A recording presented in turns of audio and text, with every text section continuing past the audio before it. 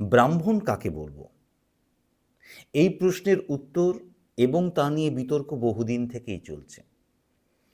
ব্রাহ্মণের বাড়িতে যিনি জন্মান তিনিই ব্রাহ্মণ, নাকি ব্রহ্মজ্ঞান সম্পন্ন হয়েছেন যিনি তিনিই ব্রাহ্মণ? এখন যদি দ্বিতীয়টাকে ধরে নিই যে ব্রহ্মজ্ঞান সম্পন্ন হয়েছেন যিনি তিনিই ব্রাহ্মণ, তাহলে তাকে চিনব কী করে? ব্রহ্মজ্ঞান হয়ে গেলে তো আলাদা করে দুটো শিং গজায় না যে আম, সেই শিং দেখে আমরা চিনে নেব উনি ব্রাহ্মণ। আমাদের মতোই তো সাধারণ মানুষ, তার তো আলাদা করে শিং গজায় না।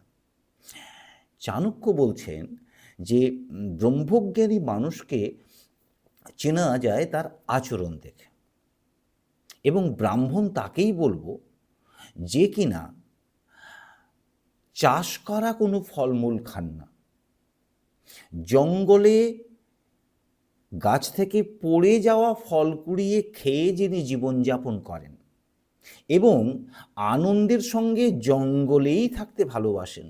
অরণ্যে থাকতে, জঙ্গল বললে একটু জঙ্গলি জঙ্গলি লাগে, অরণ্যে থাকতেই ভালোবাসেন যিনি, আর যিনি প্রতিদিন তার নিজের সাধ্যকর্ম নিজেই করেন, অর্থাৎ সারাদিনের পাপ মোচন করে তারপরে হয়তো রাত্রে নিদ্রা যান, তিনিই প্রকৃত ব্রাহ্মণ।